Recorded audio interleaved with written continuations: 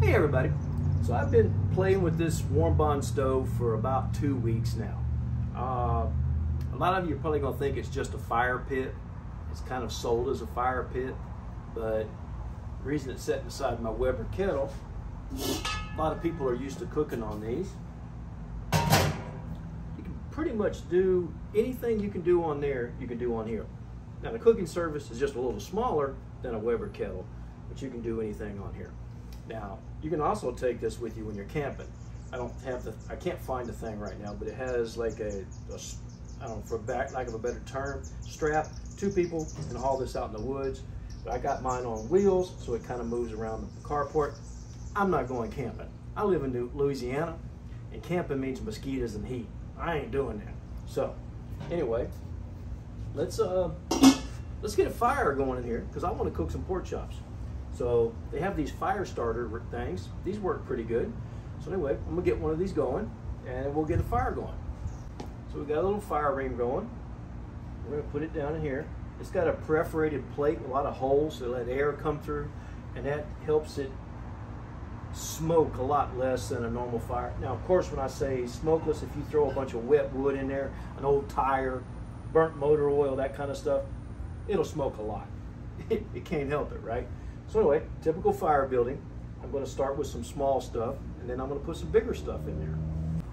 So I got a little fire going down there. I got a chunk of wood. Put this like that. Put these over here.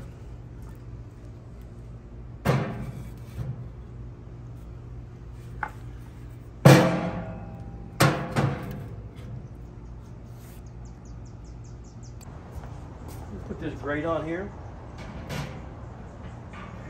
This comes with it. Okay, so we got a fire going. Everything's burning down pretty good. But if you were to put something on there and try to cook it right now, all you're gonna do is burn it. That fire is so hot. And the question you may be asking is, how do I know that? Well, I have done it.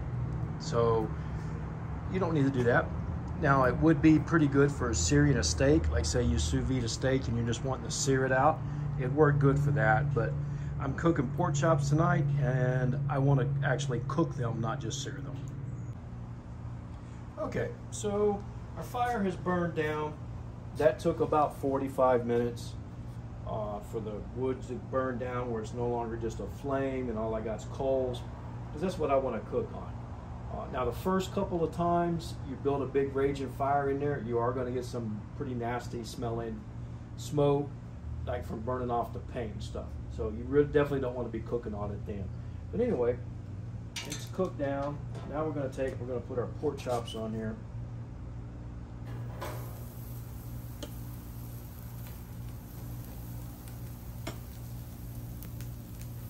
Like I said, just about anything you cook on a Weber kettle, you can cook on here.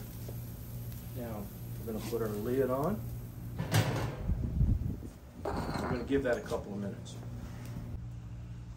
So let's talk about this thing a little bit. I do like it. Like I said, I'm not a camper, so I'm not going to take it camping, but I do like it for the backyard. You build a fire in here, you sit out here, you have an adult beverage or two, just chilling out around the fire. And whenever the fire gets down, you throw a piece of meat or two on there, you cook it, chill out, nice evening, you know? No rush, no fuss. Anyway, let's see what we got going on here. Just taking a look. Okay, we'll let them keep going. I got a little smoke coming out. Usually means grease dripping down. Oh, look at that.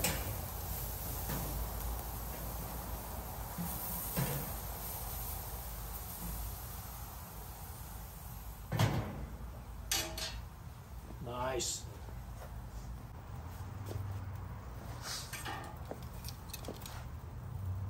See what we got?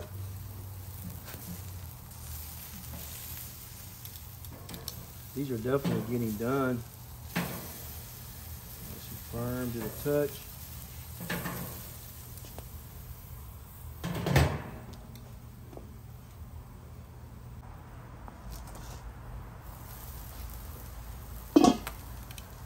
Give these one more flip.